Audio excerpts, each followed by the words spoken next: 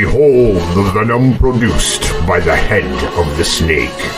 Gaze upon the fruits of its propagation of the global war machine, commiserating its empire of destruction and misery as it slithers throughout the globe, bringing megadeath and agony to all. Beware the head of the snake. Stay vigilant, my friends. Good evening, ladies and gentlemen, and thank you for spending your time in the Tiger's Den. We will try not to waste it. It is Wednesday, July 26, 2023 AD. Tonight, ladies and gentlemen, our monthly addiction episode. And I just want to let anybody who's listening or sees this in a rebroadcast, I want you to know that sometimes you're struggling with an addiction, or you're just struggling with life, and you feel totally alone. Nobody cares about you. Nobody understands your problem. No one's there for you.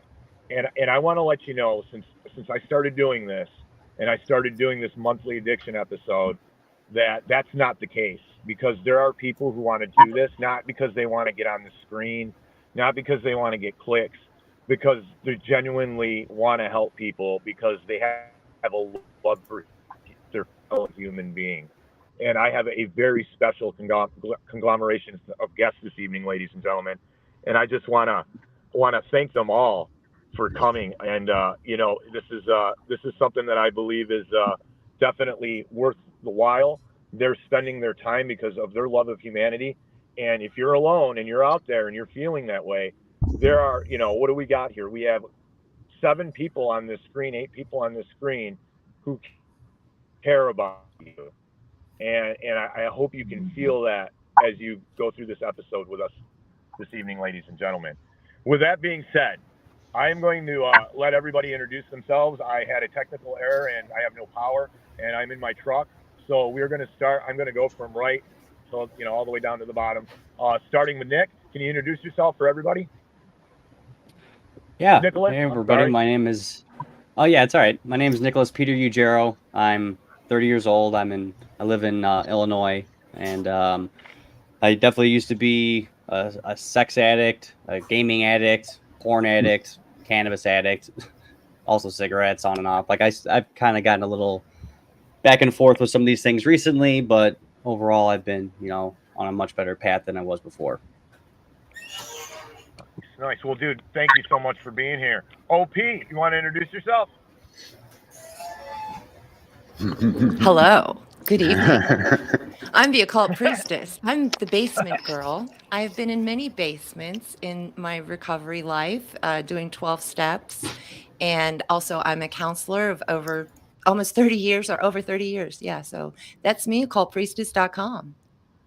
Nice. Ginger, you're up. Okay. Let's see. Retired clinical psychologist.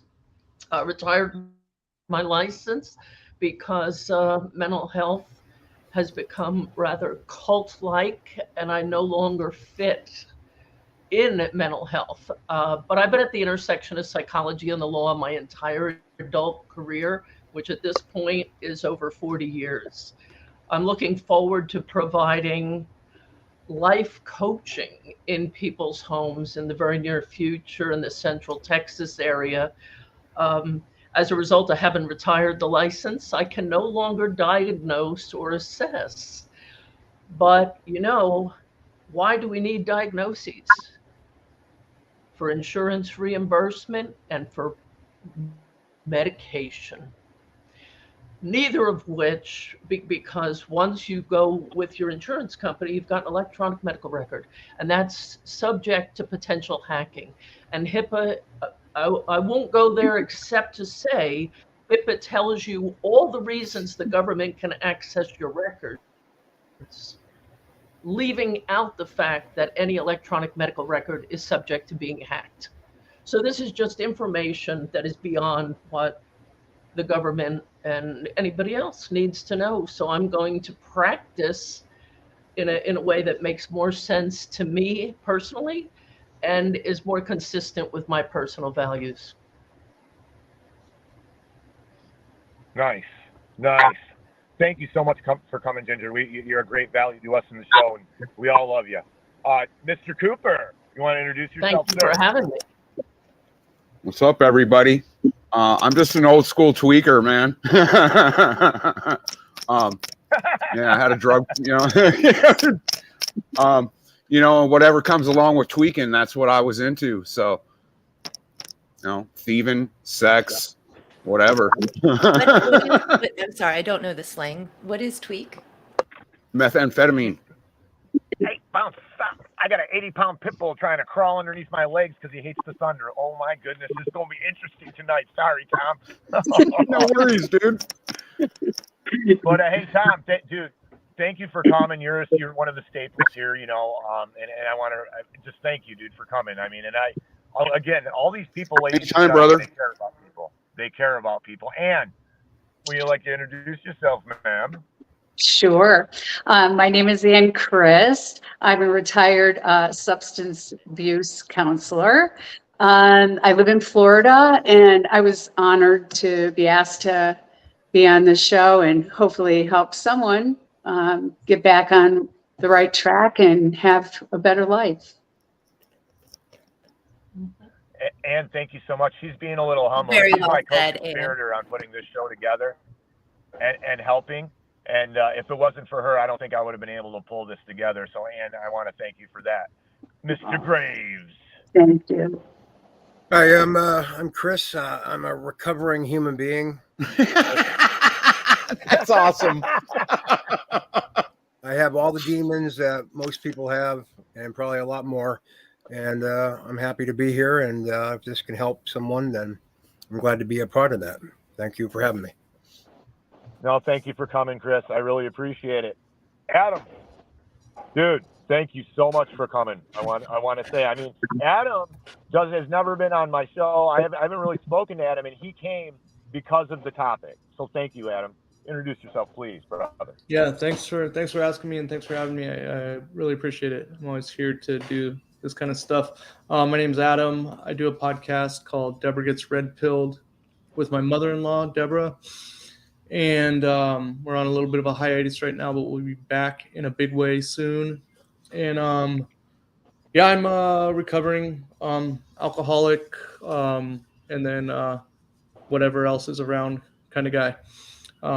My first love is yellow American beer. I can give me a 12-pack of High Life in 3 hours. I can really mess my life up. So I'm just one of those basic old dudes like that. As of July 9th, I have 11 years sober, and just happy to be here. I'm not really that active in recovery anymore. I go to church a lot, but I spent the first 5 years of my sobriety in a lot of church basements as well, like the occult priestess said, and I owe my life to AA and the fellowship. And if anybody ever comes to me and says I can't stop drinking, I don't know what to do, what do you think?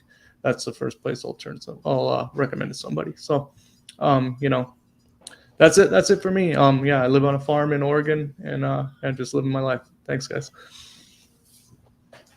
Nice. Thanks for coming. It's an honor to have you here, brother. It is. You do great work, and everybody's familiar with your work, and thank you for coming. So, what we've been doing, guys, for everybody who's new here, is we went over the 12 steps, and we went over the cognitive therapy kind of rational way for recovery, because there's so many different kind of recoveries. And then OP brought to the table something that was super important, which is the codependency, right? And there's so much to addiction. And that's why I think having this many people on and this many perspectives is a great help, And one of the things that I wanted to go over that I finally have been waiting, is it okay, OP and Ann, if we touch the power process a little bit on this episode? What do you guys think of that? Absolutely. And then we'll go from wherever, Well, right? Since you gave me an in, I want to tell you, Occult Priestess, with everyone here, we're live on Rockfin and YouTube, and I think you guys are live on Rumble. And Ann got a shout out from Jason Barker, and Claire Bear is in the chat too. So, yay, people! Thanks. All right, thanks. You know what? I'm watching the chat, but I think it's messing my stream up a little bit, so I'm going to get out of there. But thanks for monitoring the chat, OP. That's awesome. So one of the things with my addiction, I was addicted to crack cocaine and kind of like almost anything, alcohol really wasn't a big addiction, but it was always around. That would usually trip me up. If I was clean for a while, I'd drink and then that would be it. Off to the crack house I went. And so with that being, after everything was done and I had gained my soul back and I had gained my mind back, after several years, because we all know this does not happen overnight. Right? This is a long healing process. And you have to be patient with yourself too, when you're going through this. But, I'm like, why did this happen to me? I want to know why. And I understand the disease theory of it all. And that was part of the reasoning. I took some of that, but I didn't accept that as 100% reason for why. There had to have been more. Just This that is a theory, symptom of the deeper problem, right? they're saying that you're allergic to alcohol and that's why you're an alcoholic. Right. Is that the actual theory? Wow. Okay. No, she's being facetious. That's the theory, dude. Trust the science, dude. I got you. Trust the science. Yeah, in a nutshell, yeah. So I was reading somebody's work one day, and I ran across this thing called the power process. And what I found in this was this person, equated any deviant behavior, including addiction, from being rude to addiction to us being removed too far away from our natural activities. So as a drug addict, I always, when I was fiending or wanting my drugs, right, and you're thinking about wanting those drugs, it's a Pavlovian craving, right? You're driven to this addiction. It is like being hungry or looking for water. It's very similar. And I kind of thought about that. And when I removed myself from being addicted and put myself in a more natural state, I like the outdoors. I'm in the outdoors a lot. And I noticed that helped me. I garden, right? I do all of these things. And I noticed that my power process, this is another part of the whole point. We as humans in the postmodern society are not fulfilling our mental and physical power process. We're not living naturally. We're leaving holes that need to be filled because we're not challenging ourselves enough the way we're meant to be challenged throughout the day, like we would if we had to survive in a more agrarian manner. So I believe that, and this person wrote that power process not being fulfilled creates a lot of these deviants.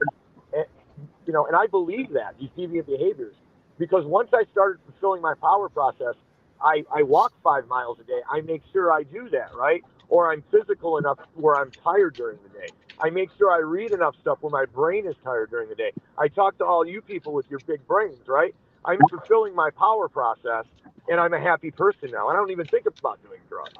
So what do you guys think about that? It's a real quick synopsis I gave you, but we'll start, like I said, we'll start with Nicholas and we'll go all the way around. Nicholas, what do you think?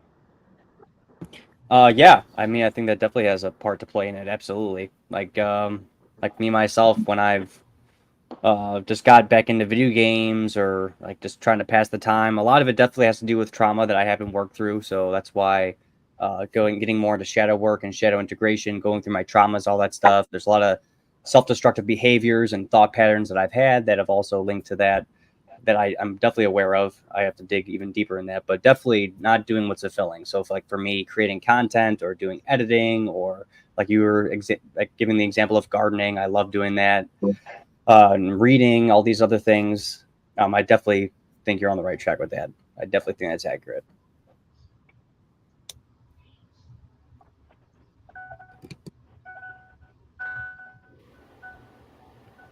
So I'll go ahead. I think Angry Tiger might be frozen. Or he's just staring us down. Talia, I'm hoping Here you it can comes. get back. Yeah, say it again, Franco. Oh, he's frozen. All right.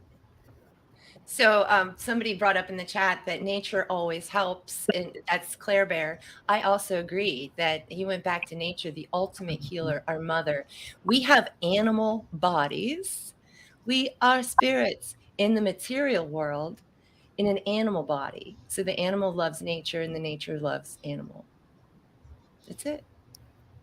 We will stay here. If Angry Tiger pops out, we'll still be here holding the room. Yeah. Okay.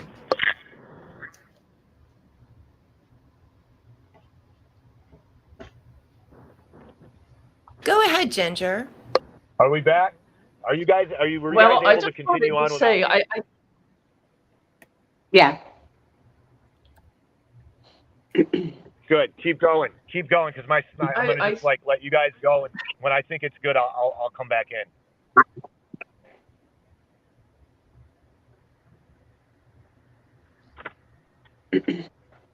Are you guys good? The disease model. Yeah, go on without me. Act like I'm not here, guys.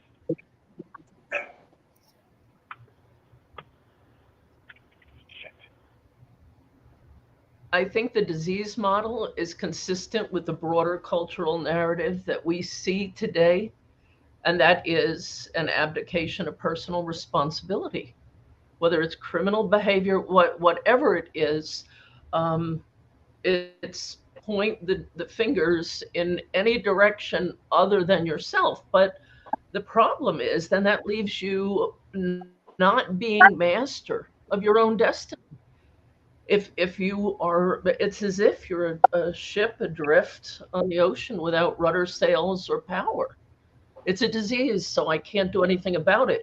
And I think that this corporate government that has taken over our constitutional republic, that's exactly what they want people to think, that you rely on the government, you're not responsible.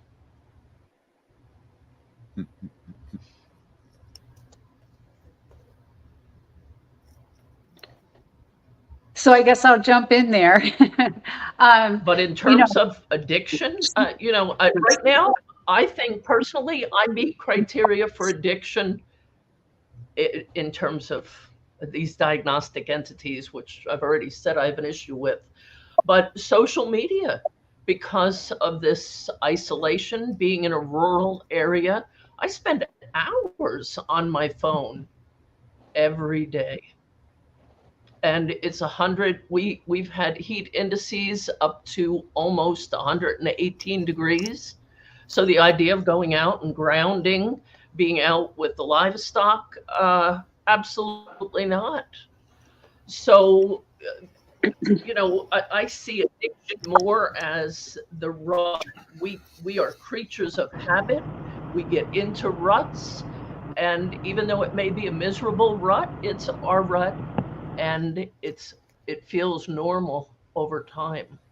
And it takes a concerted effort to break ourselves out of the rut. And right now, for me, that's social media, without a doubt.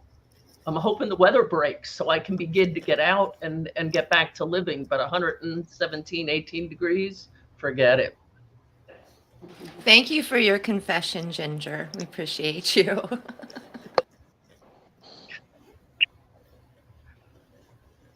Tom?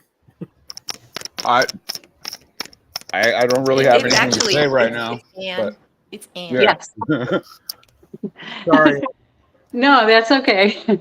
I kind of look at, I'm not saying that I agree with the science, but I take that word disease, when you break it down, it's dis-ease, right? There's things going on, whatever that might be for you. And I think, a lot of times people have no purpose and they're dealing with all this stuff. After a while that you kind of feel, depressed, low self-esteem, and really everything about recovery has everything to do with the body, mind, and soul, as far as I'm concerned. So, it's being able to find a purpose. And even for myself, since I retired and I moved to an area far away from my lifelong friends, it's been very difficult, that transition. You have to have a purpose. And, even though we complain about our jobs, for years and years and years, oh my God, I have to go to work. Once you don't have that, it's really a hard transition. So just to share my own personal, I had to find things. I don't know very many people here because I'm not working. I live in Florida, so making friends is difficult a little bit because a lot of people where I'm at are snowbirds. So you might meet somebody and then they're gone. So for me, I've always liked to draw. So my purpose is sometimes being creative. I have dogs, I take care of them. They help me feel like I have a purpose. Of course, I have my husband, the biggest purpose for me anyway. But, you have to have direction, and we all need direction. And I just want to go back. I love what Chris said. I'm a recovering human being, and I think that goes for everyone. We all have things that we have to work on, and we all have things that we need direction. We need someone to help direct us. So that's where the rooms, because I'm a advocate of the 12-step programs.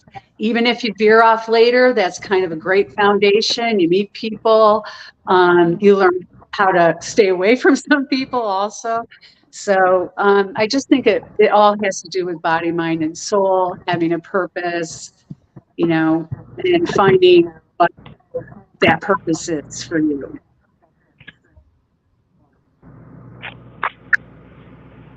Nice.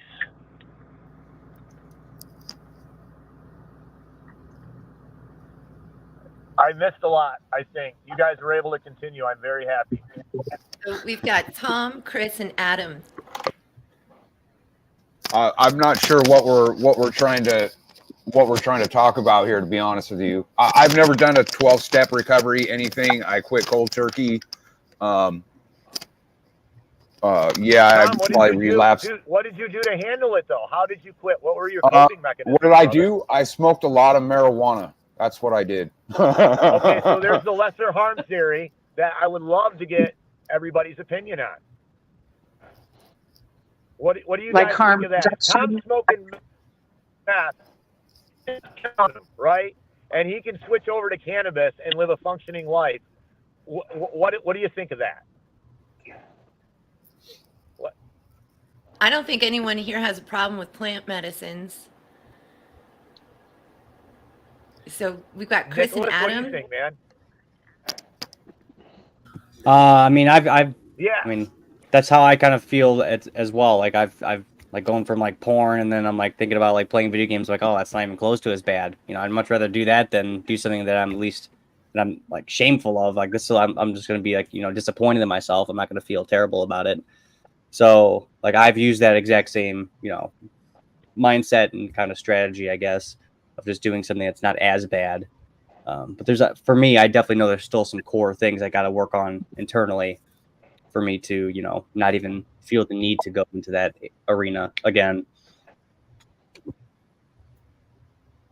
Harm reduction, works for some people and it doesn't work for others. So I think it's just like depending on the individual, how it works. I mean, some people might quit drinking and using and then decide, okay, I'm going to do marijuana management. And then they find themselves back to using the harder stuff. So, but I know there are people who do fine, with the marijuana. So I think it's individual like everything else. Absolutely.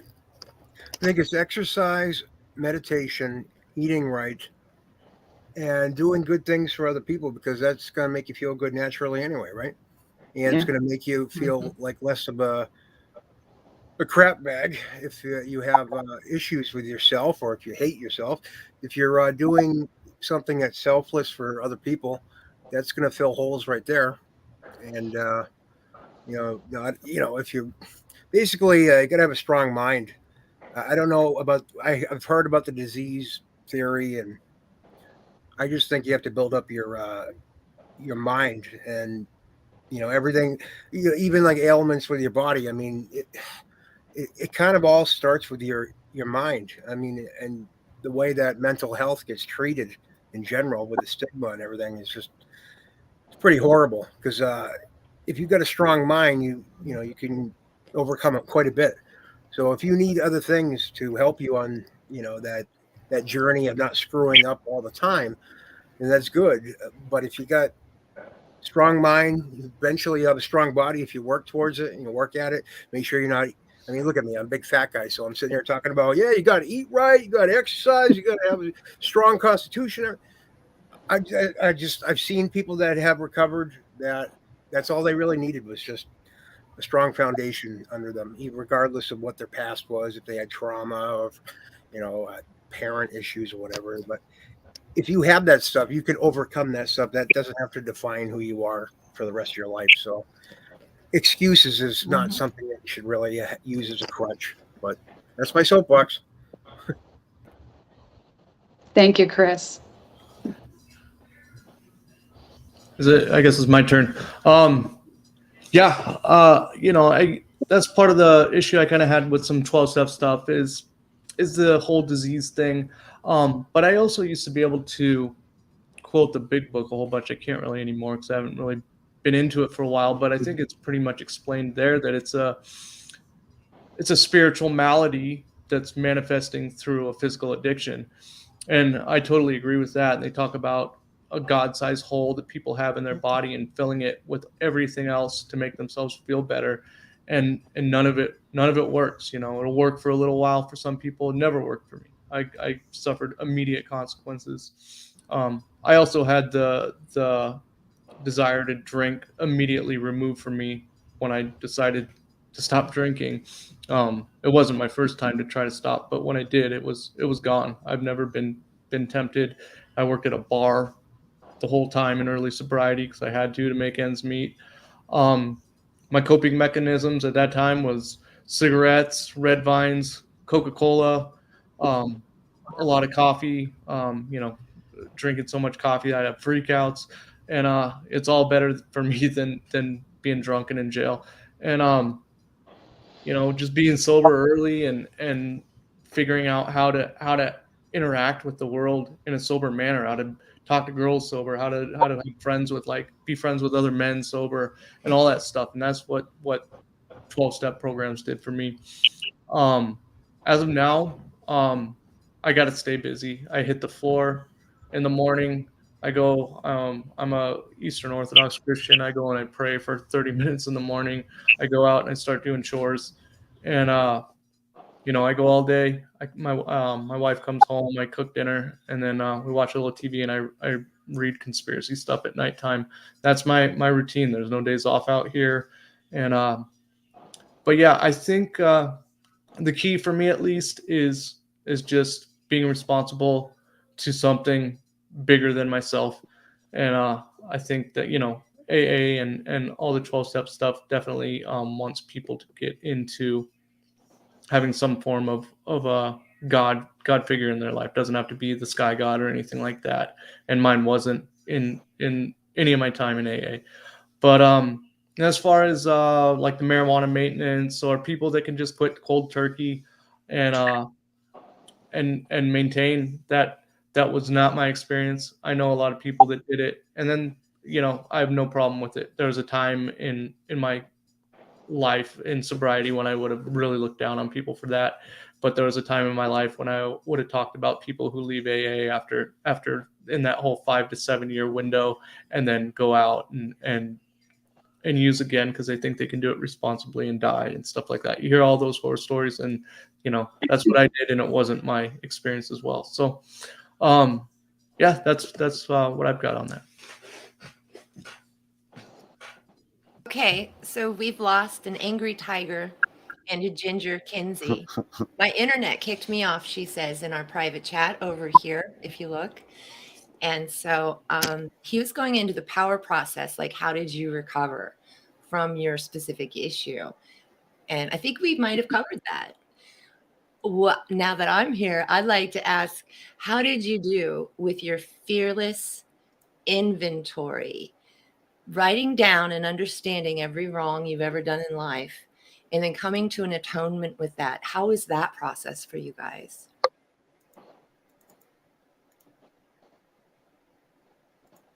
You want to go from left to right again? Sounds good. Well, honestly, I haven't personally done something like that. Like I've done journaling for a couple of years, but I haven't done, like an actual detailed list of, things I've done wrong or wronged somebody or something like that. And Now you're going to be interviewing a man who works with shadow work. Can you tell us more about shadow work and how you will incorporate this into your shadow work? yeah. So yeah, I'm going to be interviewing this gentleman, Odysseus Andrianos. He has a book called Shadow Awakening, The Dawn of Human Potential. And I'm going to be having him on my show on Monday in the evening. But yeah, the shadow work, that's something that I've definitely been applying with journaling. Like that's one example that he gives is just doing journaling as a form of, picking out different things throughout the day, maybe something that's triggering you, whatever else, being curious about those triggers. And then just, just delving deeper into that, taking your own time. Of course, it's a case by case basis. Some people can like breeze through this stuff. Some people it might be a little bit more difficult. But journaling is one of those big things. So that definitely helped me out when I was doing that for a period of 2 years. And it just gave me a lot more insight. So like in terms of like my porn addiction, for example, like I was able to, I already knew some of the things in my past, but I wasn't able to put it all together in like a much more like clear picture. So like my dad being also a porn addict, me and my brothers finding that stuff when we were younger. And then, I mean, I've also already admitted this online a couple times, so I'm not afraid to share it here. But like when I was like in 7th grade, my second oldest brother, he was just a couple years older than me. Like we actually did some stuff too, like me and him together. And it wasn't like it was forced or anything like that. So that's what's also very like off-putting about it when I think back at it. So that didn't help me out. That got me kind of confused as well. But yeah, being able to look back at all that stuff, I had a much clearer picture of like what was causing me to be like that, like what hole it was filling. It just made me feel better. Like I had low self-esteem. I wasn't successful with women, all these other things. I could really like have a better understanding about that stuff. And even though there's been some times where I have looked at that stuff again, in the recent like past, I haven't, gotten to the point where it's like a problem, and I haven't like been the source of my own orgasm for like 2 years now. So I've been very blessed to be being that way, because like at the end of 2020, I was a wreck. Like I was so depleted of energy. I was a shell of my former self. I had brain fog all the time, no self-esteem. And I was able to find out, that brain fog was because I was getting so much dopamine all the time that my frontal cortex wasn't even working properly. So I was able to really link all that stuff together. So journaling for me was very, very important, and just being honest with yourself. I know a lot of people that have been able to like just convince themselves that something that's happened was not their fault or this or that. And I've never had that, ability to do that. So for me, it was a curse at the time, but now it's a blessing because I can really have a lot more awareness and be more honest with myself, know when I'm deviating from what I should be doing, what I really find fulfilling, even then, like recently. And yeah, I guess that's it for now. Well, hot damn. Do you have something to say to that, Anne? I mean, wow, that was amazing. Yeah, that's like, yeah, amazing work. Journaling is a really great process. And honestly, you can just start out with stupid stuff like today I woke up, and it's really amazing as you do that, the things that start to come up for you that you maybe haven't thought about, or it's back there, it's part of that baggage, and you're able to start going, wow, that's something I went through. I didn't realize how much it impacted me, but that's what happens in journaling. And as far as the like moral inventory, I think everybody could do that 100 times, a million times, all your whole life, because we always make mistakes, right? We're human. We screw up sometimes. We make poor decisions. So, I don't know that. Hang on a minute there, Anne. Yep. We do heal. So we won't be dealing with our own egoic BS forever. When I write in my journal, which I've been keeping for like 30 years, 40, no, wait, I was 12 when I started my journal. So whatever, I'm 49. You could do the math. But when I write in my journal, it's pretty happy and yay, this wonderful thing happened, or life sucks because of the government, or regular stuff. It's not because of my ego.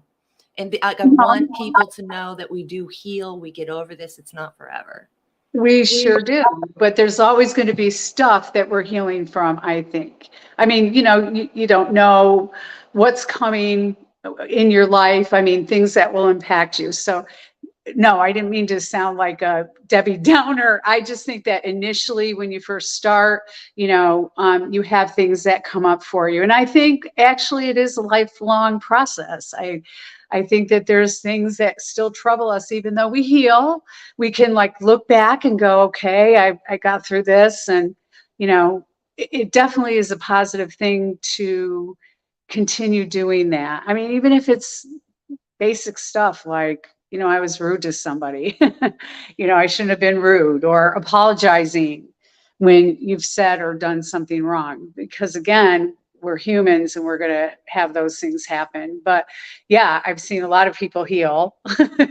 I've seen a lot of people just do amazing things in their recovery. So, like I said, don't want to be a Debbie Downer. I think just touching the people who may be just getting started on their journey. Okay, so Ginger Kinsey's in the chat, and she said the focus on the biological avoids the importance of this psychosocial. And I think Angry Tiger's coming back in, and Ginger said she can come back in if Angry Tiger does.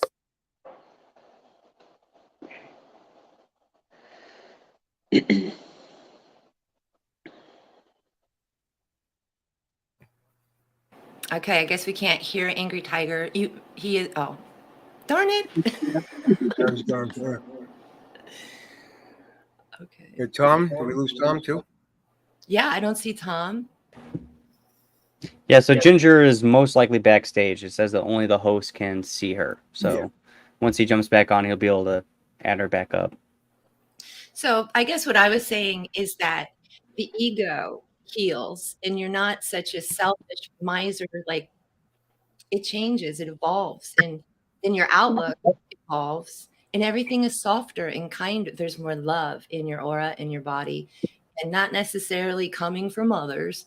You're not going to control the world, but you can control this energy flow of love between you and heaven. And I believe that we can cure the ego problems, all of it, and there would be no more acting out. And it's really just a smooth ride. Now, will life clobber you? Me personally, yes. My aunt one day will pass, probably soon, and that's going to be devastating. But I'm preparing for it. You don't always get to prepare for things, but I'm telling you, when you get to a certain level of healing, you no longer have to dread the future because you're okay on the inside. You're totally cool. Anybody else wants to say stuff, please speak up. Yeah, I'll go. I guess what the original question was kind of pertaining to the fourth step, right? Yeah, fourth step is a daunting task when you first come into the rooms, and I think that's what sends people that, most people that go to AA never do anything. They don't get a sponsor, they don't start working the steps. People that do start working the steps, I think the fourth step's probably what takes most people out. People are just so scared to get it done. Now, my wife actively sponsors women, and she has trouble with newcomers all the time. And hey, Adam, can you explain to the audience about the 4 steps so they understand? Thank you. Yeah, fourth step is we've made a fearless and moral inventory of all our wrongs in life and everything like that, and then you go and you tell it to someone. Doesn't have to be your sponsor. It's usually your sponsor, but could be a priest, could be anybody. I've never heard of anybody that did it with someone that wasn't their sponsor, but yeah, and the way that they did it, there's all sorts of different ways that people do it now with lots of writing and journaling and all that stuff. The original way that Bill W. and Dr. Bob had it was just 4 columns. that you write out. You talk about everybody you ever wronged, what happened, all that stuff. So, oh wait, am I getting fourth and eighth step mixed up? Sorry, it's been a while. No, the moral inventory. I think that is the Yeah, fourth yeah. step, right? Yeah, and then you just talk to people about it. Some people make you tell like sexual stuff. I don't know. But getting it done is just the best thing that people do. And as soon as they get it done, they build it up into this big giant thing, and then they just get it done. They have all these deep dark secrets. It's like, oh, I touched my cousin's dick at Hebrew camp or something like that, and like that'll take somebody out. They don't want to tell it, and then like the only thing that'll happen is like your sponsor will probably be like texting someone on their phone and not even care, or they'll start laughing at you, and that's it. And you never have to talk about it again. It's done. It's keeping your side of the street clean, and so that's that was my experience. And to people that sponsor people and especially sponsor newcomers, just let them get it done. Don't let them sit on it for months and months and months and make them take all this time to do it. Just let them get the first one done, get through the 12 steps, and then go through and do it again, and you can get more thorough every time. That's my opinion. You don't have to stick to it, but I think that's the best way.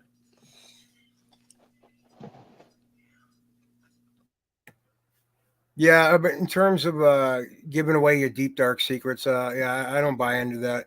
If you have a close friend or someone you trust or someone that's not going to laugh in your face or whatever, because I've seen that before too, and that's like a devastating thing. And that could actually trigger So, you. Chris, actually, you're bringing up a psyop. You're bringing up like Well, I'm not saying it that way. Make you give up your secrets, and then Well, they blackmail I'm not. you. Yeah, but I'm not saying exactly. But I'm not saying it's kind of like with confessions. Sometimes I've heard that being used against people before too. But I'm not even saying in a psyops in a conspiracy kind of way. In case people are watching or listening that don't buy into that stuff. I don't want to scare them off. But basically, if something's bothering you, to confide in somebody that you trust. That's a good way of having a weight lifted off your shoulders, because that'll definitely contribute to you doing things that are probably going to harm you, down the line or whatever. So that's always good. Just like I said, it's hard to find nowadays, which is really unfortunate, but someone that you can trust, and just the act of talking to them and just getting something off your chest goes a long way. That's, yeah.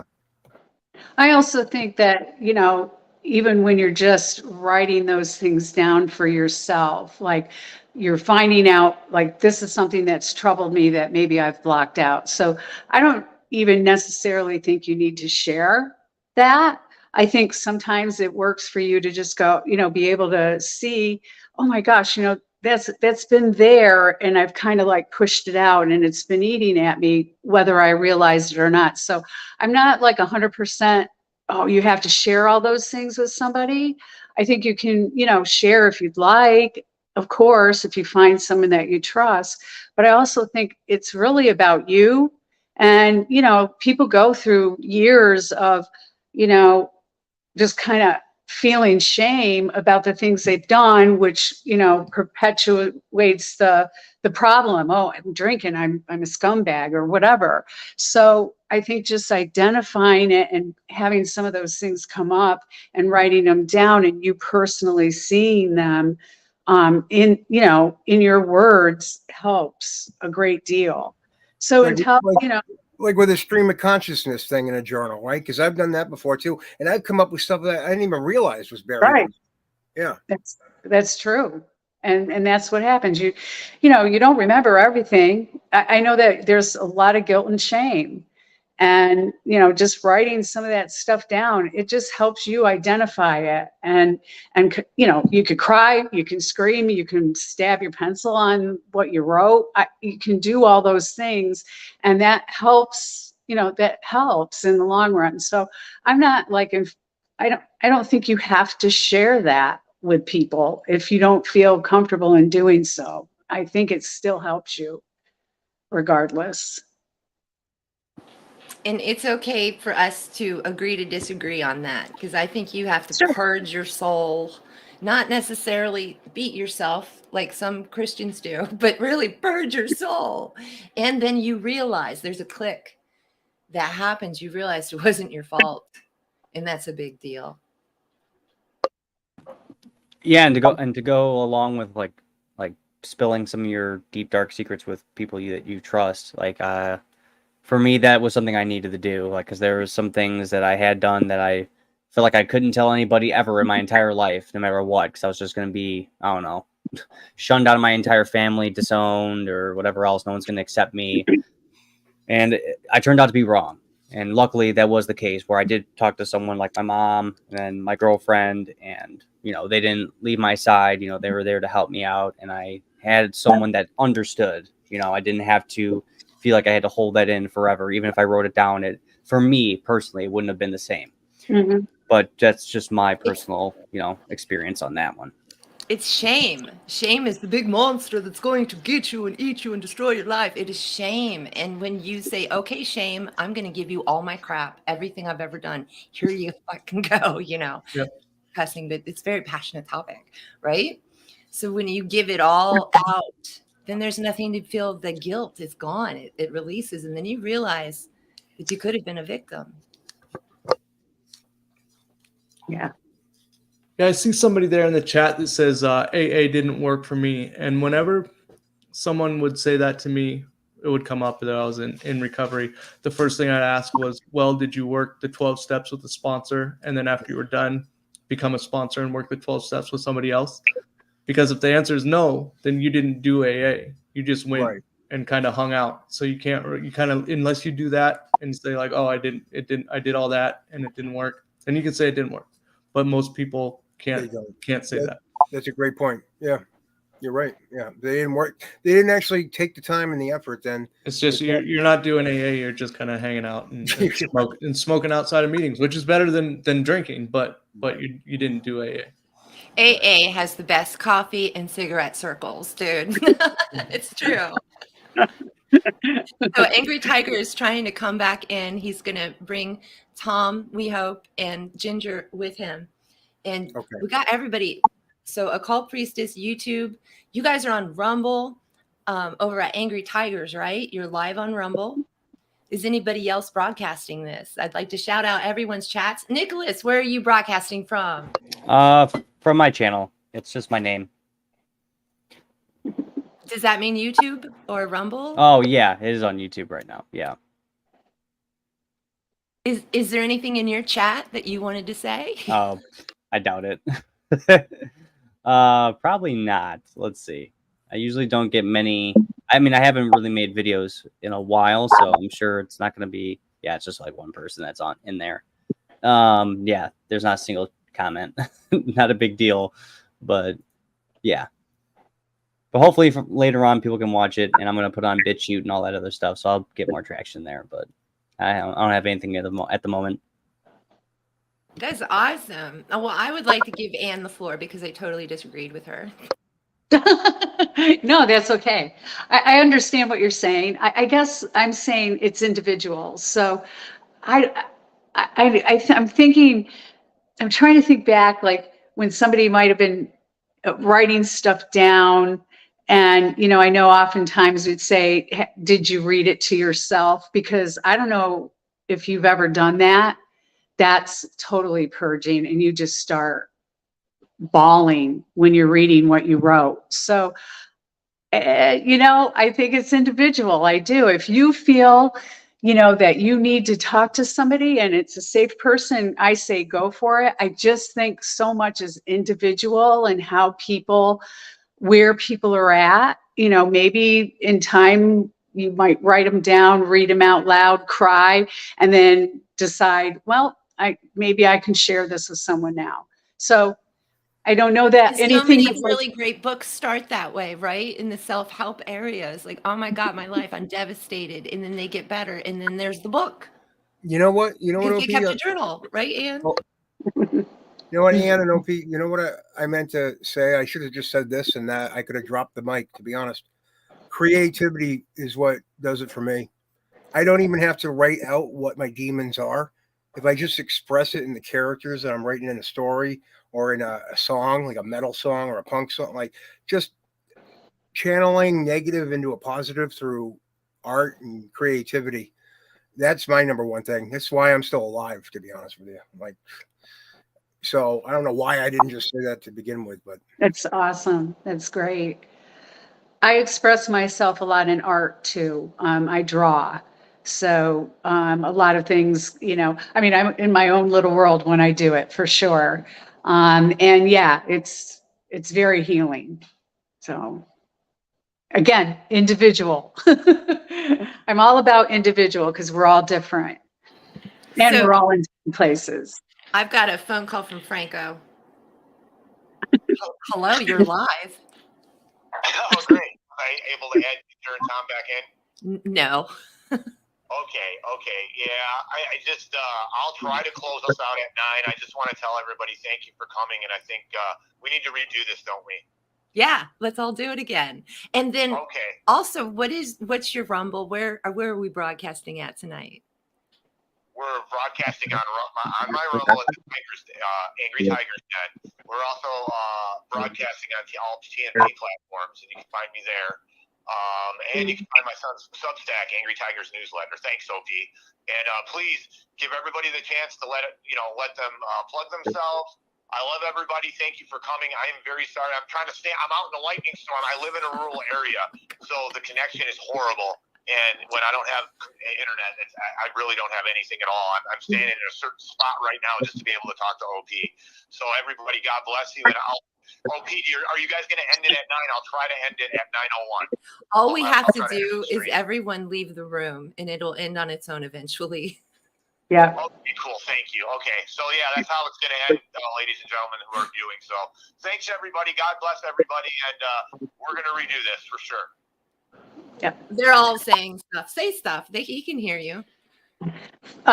Thanks, Franco. Sorry that you're going through the storm and you weren't able to be with us.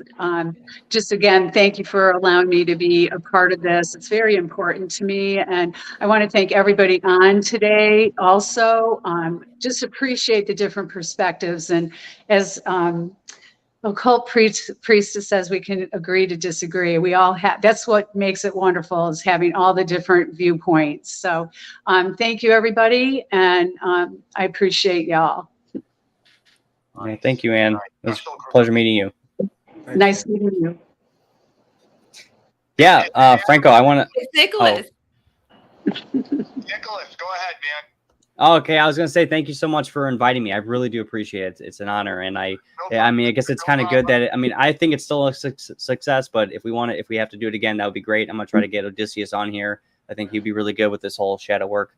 He knows like a lot of that stuff. So I think that would be a good, way to come in to this whole topic as well. So I'm totally game for another one. Thank you so much. It's been really good. Man. No, I really appreciate you coming. Adam, are you still with us? Yeah, I'm still here. Thanks for having me, man. I really, really appreciate it. And sorry if what I say comes off harsh. I was, what helped me get sober was being an AA rigorist. And for the guy in the chat that says what I just said was harsh about people not doing AA, it's like if you're obese and you wanted to lose weight by going to the gym, and then you just went to the gym and sat in the lobby and watched CNN. That's what they play at gyms. And then you left, and you're like, "Whoa, I'm not. Why can't I lose weight?" And you left, and you're like, "Yeah, that gym didn't work for me. I gotta go figure something else out." That's you're watching TV in the lobby. Yeah, that's the point. That's the point I'm trying to make. Yeah, great point. Hey, Adam, yeah. You know what, dude? This is a thing. This is a special group of people, and you know what? As long as I'm sure you weren't too harsh. I didn't hear it, but dude, you're welcome back. And dude, I'm really sorry for all the technical debacles, man. Yeah, no worries. Thanks for having me, guys. And my podcast should be back soon. Are we doing plugs? Deborah gets red pill, dude. I'll be back soon. Yeah, everybody go around and do your plugs, please. I'm going to stay on the line until we're done. Yeah, where's the best place to find you, Adam? Yeah, Deborah Gets Red Pilled, wherever you get podcasts, and then on Instagram. And then if you want to follow my wife and I's homestead, it's called Rising Tide Homestead. And that's way more fun of an Instagram. You can see all our animals and our farms. I thought you were on Rockfin, Adam. I am a Rockfin reject. The guy Okay. who owns Rockfin for some reason really did not like me and said that my show was not profitable and that I was not welcome on his platform. So Oh my God, we need to do a show about that. You're better off, Adam. So, You're better off. Anyway, yeah. So I'm just gonna say, please support Adam. Deborah Gets Red Pilled is a great idea for a podcast. And when I first heard about it, I was like, oh, that is pretty cool. He has to convince his mother-in-law these various conspiracy theories. I think it's freaking hilarious. That's good. I like that great idea. concept. Yeah, and I was fortunate enough to be on there a few times, and I've had Adam on digging a couple times, and I love when Adam's on with Jack Allen too. Jack Allen's another great guy that is pretty cool. But I just wanted to say, just support Angry Tiger on his Substack and through watching these shows and everything. And I'm on way too many shows right now, so I'm not even going to bother plugging. So Chris Graves on the Ocelli Network, right? Yeah. Now I'm gonna. It's Ocelli.com. That's the regular one, but I'm with TMP, like with Mr. Tom Cooper and everything. We do. So that's the New Prisoners Project, or is it No. just It's just the network. It's just Six's platforms. I'm on the New Prisoners now. I'm fully plugging. I'm on the New Prisoners the show itself. I'm a contributor, TMP, on the live stream on Fridays, but Six is gracious enough to let me do a whole bunch of shows, and he posts them for me on the TMP Rumble and Odyssey and things like that. And I got a whole bunch of shows with different people, including Mr. Tom Cooper, who I wish was able to get back in here. But Yeah. This is a great show, guys. Conspiring with Tom Cooper at 8 p.m. on Saturdays, Chris. Conspiring. It's conspiring with Mr. Cooper. Everyone says this. Oh, that's right, Mr. Cooper. It's a goofy take on that TGIF show from the 90s, Hanging with Mr. Cooper, because I'm pretty goofy. But that Saturday night's going to be a big thing because we have a lot of people showing up on that one. So I think that was on the WB. I think that one was on the WB, Chris, not TGIF. Hanging with Mr. Cooper wasn't Channel 5, ABC. It could be. I could be wrong. Adam, please show us your puppy. I think my heart is stolen. I need to know the name of that puppy. My goodness. He's getting this is closest in the world too, dude. That is the way to fight the New World Order. I think you get it a little bit, right? This little Tweety right here. Aww. He's a good guy. What's his name? Tweety. I love it. Like Tweety Bird. Yeah. Oh. Can you see Franco? Are you watching us? No, but if it's the same puppy he posted on Twitter, I think I know. Beautiful yellow lab. Is that what that is? No, a little baby Chihuahua. So. Oh, okay. Okay, no, that's a different puppy. Then. Yo te quiero, Taco Bell. Yeah. I always call them taquitos. Oh, Ginger says thanks for the invite. Kudos all, and stay safe. Bye, Ginger. Tom says thanks. You're sorry, Ginger. We're gonna do this again. It was a debacle technically, but we tried and we pulled off a show, right? We did. We've got audiences all over the place. It's awesome. That's Tom, one thing you could say. Tom says thanks, Frank. Tigers Den, and I'm a I don't give up. I don't give up easy. That's right. I love the challenge here. But we got a minute left. Did everybody? Nicholas, did you get to plug? Nicholas, plug. Oh yeah. It's just search my name on YouTube, just Nicholas Peter Ugero. You go to my about, and then you'll be able to see like a bunch of links. I'm on like BitChute and Odyssey, and I'm on Twitter. And if you just search Nicholas Ugero, you're basically gonna find it. There's no other person with that name. So that's basically it. Pretty simple. I haven't made anything in a while. This is the first time I've really been up on anything for a few months now, but I'm trying to get back into it. Hey, Adam, what was the name of the your Instagram for the homestead? My girlfriend Lindsay's in the comment section on OP's channel. She's asking. Oh, sweet. Hi, Lindsay. Rising Tide Homestead, all one Rising word. Tide Homestead. And then what's the? Do you have like a separate Instagram as well, or what was the best way to? Yeah, just at Deborah Gets Red Pilled. Deborah Gets Red Pilled. Perfect. I appreciate that. Tom Cooper says thank you, Frank. Let's go for Ann. Brother Tom.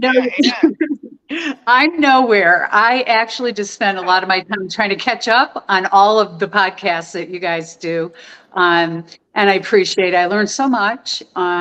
It's kind of hard to always catch it live, but I try to go back and, go through and see, catch up with things in between time. And I do. I learn a great deal from you guys. So I appreciate you.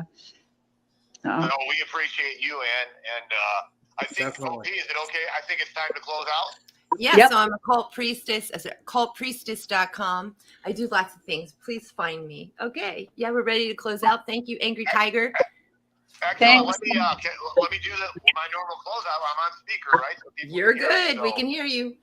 All right. Well, number one, everybody who's watching, again, I'm going to reiterate what I said at the beginning. If you're struggling with something, an addiction, if you're struggling with a problem, if you're struggling at looking at all this stuff that we know about, that we're privy to, and it's destroying you or it's hurting you, and you're having problems coping, remember, you're not alone. There's a lot of people out there who care about you. Care about yourself. You're special. Everyone is special. Everyone has the power in them to heal themselves. So I want everybody to have that hope within them. And I also want everybody to remember, time is your most valuable commodity. Try not to waste it. Cherish it. Use it wisely. Spend it doing something you love, with someone you love, improving yourself, or preferably all three of those things. Ladies and gentlemen, thank you for tuning into the Tiger's Den. And until we meet again.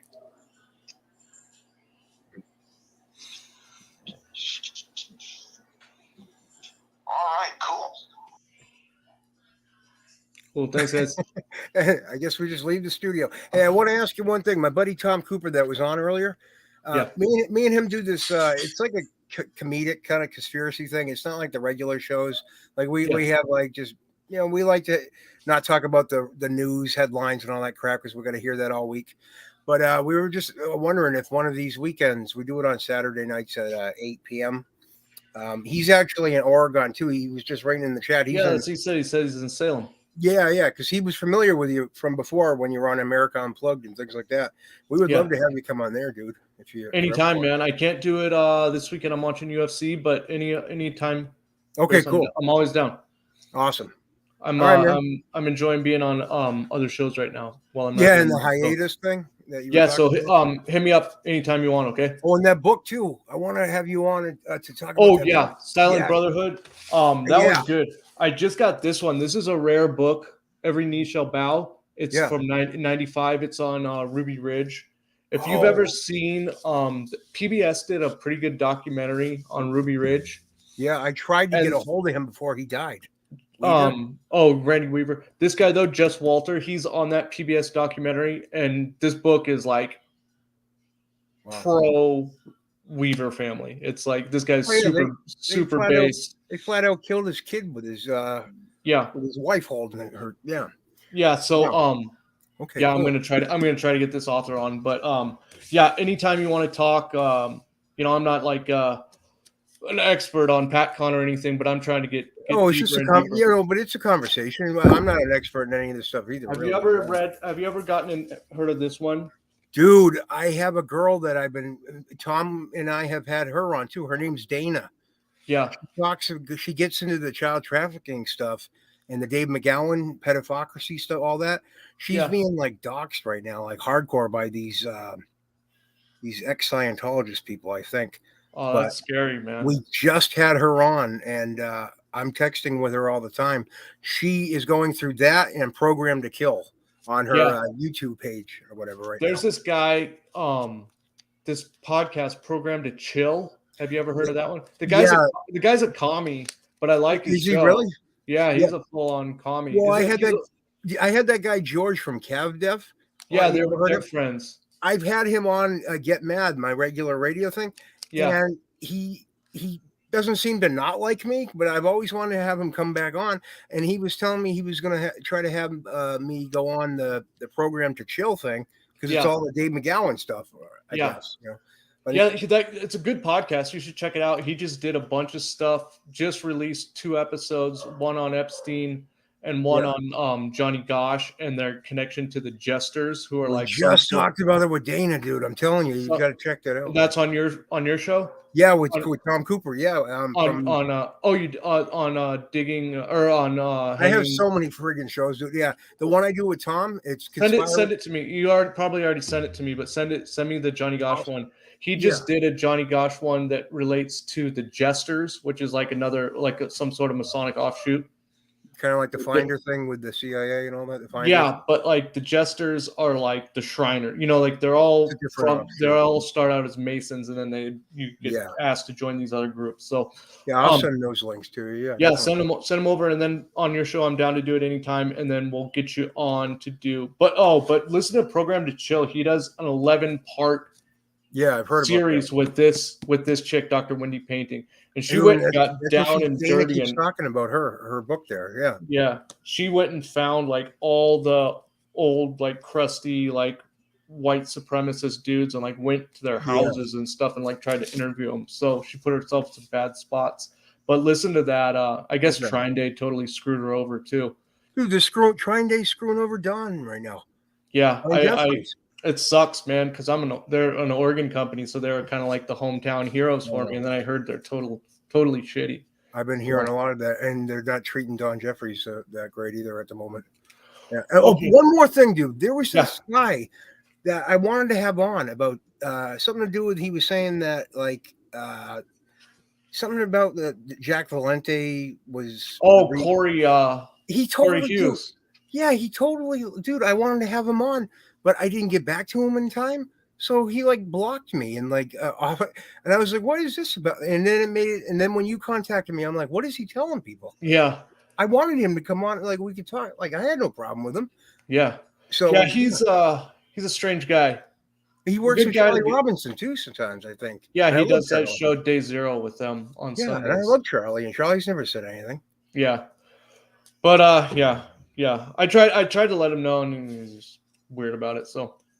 All right, man. Well, I guess we gotta get out of this stream, but I'll talk to you about it, right? Yeah, hit me up anytime you want, man, and I'm down to come on any of the shows.